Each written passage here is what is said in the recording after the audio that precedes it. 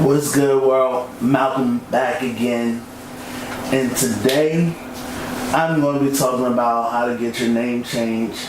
I'm basically going to give it to you guys from my perspective, the way I got my name changed. So here we go. The first step that you have to do is filling out the paperwork to petition the court to change your name. So the way I went about that was I go to the Whitman Walker Center and they provide you with a lawyer.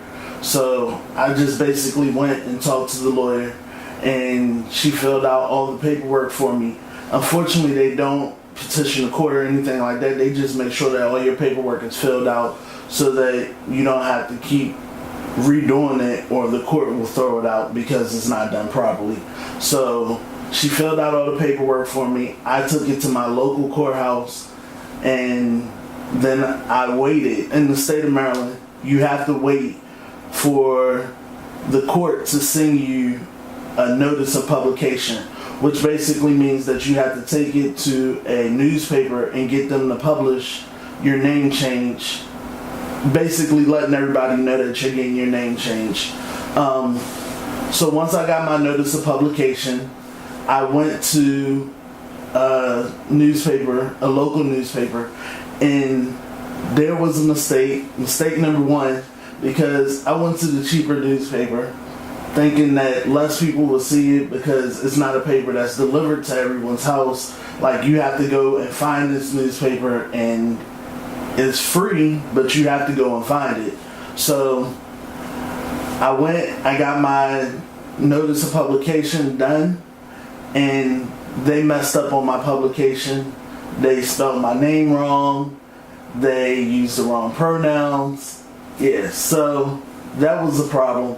But they did get it corrected for free because I wasn't going to pay another $50 for them to run the publication again since they messed it up. After the publication was done, the newspaper had to send a notice to the courthouse letting them know that they had ran the publication for 2 weeks. So then I had to wait for a court date or a court order. In my case, I got a court order basically stating that my name had been legally changed through the court. In some cases, you do have to go to the court and have a court date. In my case, I didn't because nobody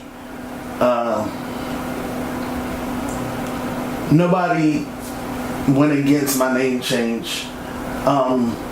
When you publish your name change, then people can go to the court and fight against your name change. And in my case, nobody did that. So after I got my name change published and I now have my court order, I had to get letters from my therapist and from my doctor. And since my doctor is a doctor's assistant or a registered nurse, she's not completely a doctor. She's like a nurse practitioner. There we go. So I had to also get a letter from her boss saying that she had been overseeing my process and making sure that my transition was done medically correct. So that took forever to get those letters. I got my name changed officially on August 27th, and I just finished getting all my documentation in yesterday, being Friday, the 27th, of October. So it did take a while. To get those letters, it took me close to a month to get all 3 letters. I needed a letter from myself to take to the NVA requesting my gender marker change.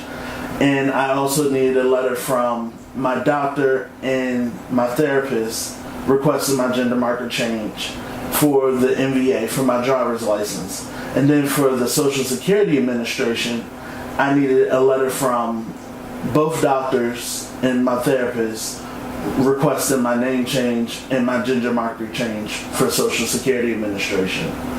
So once I received those letters, mistake number 2, I went to the NVA first. Now the problem with that was the NVA or DMV, wherever you're located, their system requires it to be shown properly in the Social Security Administration system. So basically their system backdoors off of the Social Security office. So always go to the Social Security office first and get that done.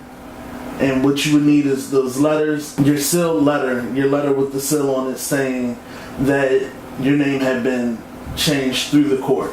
So once you do that, then you apply for your Social Security card, and I got my Social Security card in like 3 days. So after that, I went to the MVA. I had to wait 24 hours so that their system could reflect that when the MVA tried to update my ID. So I went to the MVA, and I went to the MVA for a second time, and this time everything went through because the Social Security office had all my information in properly, and they didn't have any hang-ups in the MVA. So that was basically the process that I went about getting my name changed. Things that you're going to need to properly get your name changed is your birth certificate, your current Social Security card, and your current driver's license or identification card. And I would just say make sure that you're making copies. I had to write things down because I'm pretty big on timelines. If you tell me it's going to take a week, in a week I will be calling you if I do not receive my documentation that I need. Make sure that you're remembering who you talk to, writing that down, and make sure that you're keeping all your paperwork together. One problem I had was I had lost my birth certificate halfway through the process, and when I needed to take my birth certificate with me, I had to look for it. Make sure you're keeping all that stuff together. Make sure you're making copies of everything that you turn in. So when you turn in your application or your petition for name change, make sure that you have a copy. Make sure that you're also getting legal copies or certified copies of your name change order once it is completed. Nobody took a copy from me, but I know that that's one thing that you're going to need along the process of also changing it with your banks and other things that you're going to have to change your name with. So now that I have my Social Security card and I have an interim document, because Maryland no longer gives you an ID right then and there. They mail you out an ID and you get a paper ID when you leave the MVA. So once I receive my hard copy of my ID, then I'm going to have to go through going to all the banks that I have and changing my name with those banks.